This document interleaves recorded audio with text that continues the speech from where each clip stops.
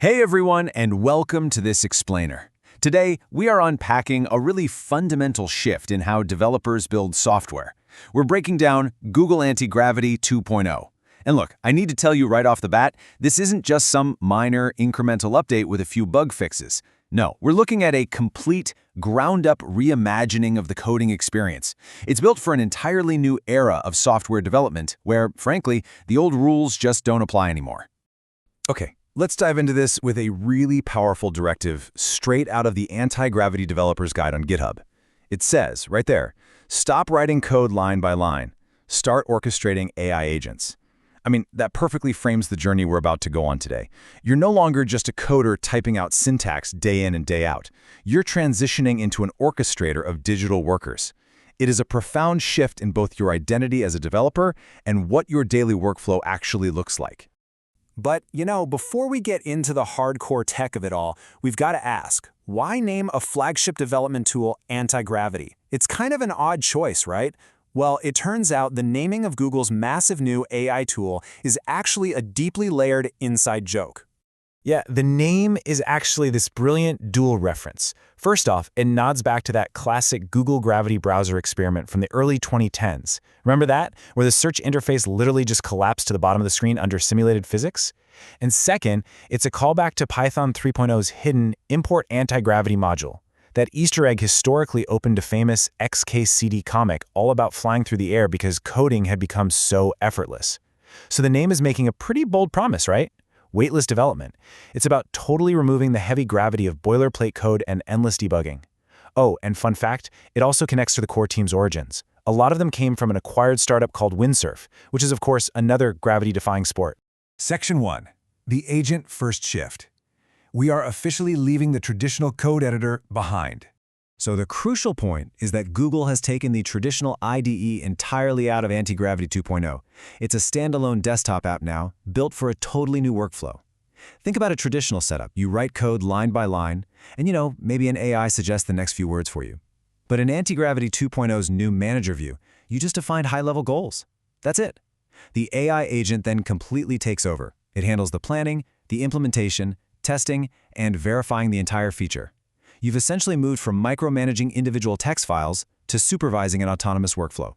And this table really contextualizes how anti-gravity stacks up against tools you might already be using, right? Like GitHub Copilot, Cursor, or Aider. While Copilot gives you line-level suggestions based mostly on your open files, and Cursor offers medium autonomy across a codebase, anti-gravity operates at a super high task-level autonomy. Plus, and this is big, its context scope isn't limited to just a single Git repository anymore. Conversations now live inside distinct projects that span multiple folders, and they even carry their own permissions. It acts as a true, comprehensive agent, not just a glorified autocomplete tool. Section 2. Inside Antigravity 2.0. Let's shift focus to the underlying mechanics and see what makes this actually work. Okay, so this 5-step loop is literally the heartbeat of the platform. You start with initiation, basically giving the agent a goal. Next up is planning. And this is awesome because the agent actually externalizes its thought process here, creating a persistent version-controlled markdown file called implementationplan.md. And you review this. This human-in-the-loop supervised autonomy ensures the system doesn't just go completely off the rails. Once you approve it, it moves right into execution. Then verification, where it tests its own code. And finally, documentation. Everything gets recorded as an artifact that you can easily audit later. And this brilliantly illustrates why this all works. To run continuous autonomous loops like that, you need incredible speed.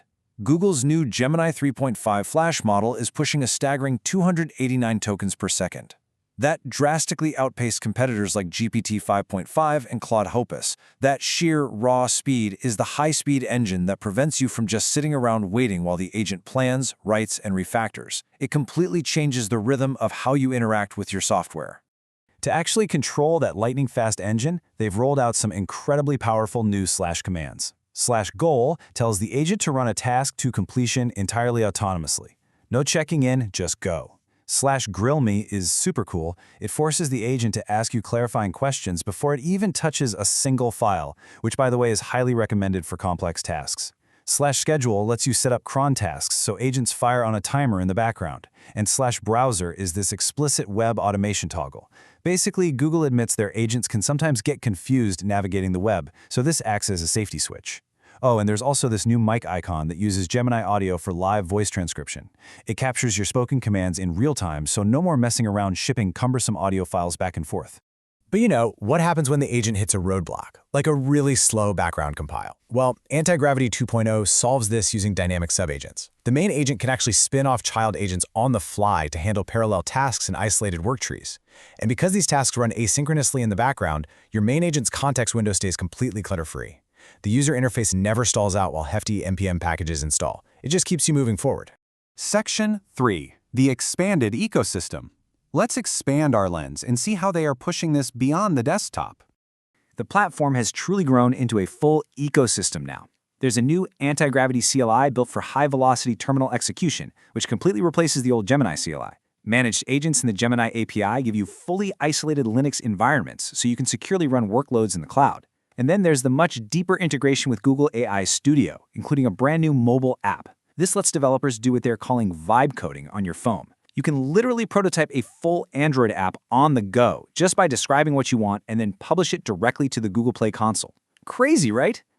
Now, what's really interesting about this slide is the new open-source Antigravity SDK. With a super simple installation, you get direct programmatic access to the official agent runtime, meaning you can build autonomous workflows locally using under 20 lines of idiomatic Python. It supports custom function registration, strict structured outputs, the whole shebang. Developers can seamlessly integrate this agentic power directly into their own custom workflows. Section 4. Cost and community reaction. Let's ground this with a reality check on pricing and how real developers are actually responding.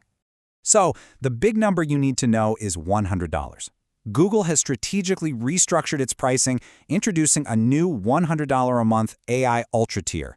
This slots right perfectly between the entry-level 20 Pro plan and their flagship tier, which, by the way, dropped in price from $250 down to $200. This new $100 plan grants you 5 times the limits of the Pro plan, and it's aimed squarely at power users and freelancers who need that serious, uninterrupted runtime. But as with everything, there are growing pains. One user on Reddit pointed out that the new Gemini 3.5 Flash model is eating up tokens so incredibly fast that they fear running out in an hour and a half. Because Google moved to shared token pools, the sheer speed of these agents means they just burn through quotas. Some users are even discussing using a custom caveman code skill just to force the agent to be less verbose and save on those precious tokens. However, to contrast that token cost, you really have to look at the staggering case study from the I/O 2026 keynote by Varun Mohan. They tasked the platform to spin up 93 parallel sub-agents working simultaneously in fully isolated environments. The result? They successfully coordinated to build a functioning, lightweight operating system kernel from scratch in half a day. And they did it all for under $1,000 in API tokens. So yeah, the token burn is real, it can get expensive, but the raw output potential is absolutely mind-blowing. Section 5. The future of code. Let's move to and see how this builds into the roadmap of multi-agent orchestration. Because this is the ultimate vision here, multi-agent orchestration. Imagine deploying a highly specialized front-end agent to handle your complex React components, while a back-end agent seamlessly manages all the API endpoints. Meanwhile, a DevOps agent is configuring the deployment infrastructure, and a QA agent is systematically writing your tests. And they are all collaborating autonomously, in real time. It's essentially bringing a Google Docs for Code collaborative experience to life where you're managing an entire team of specialized sub-agents. Which leaves us with a pretty provocative thought.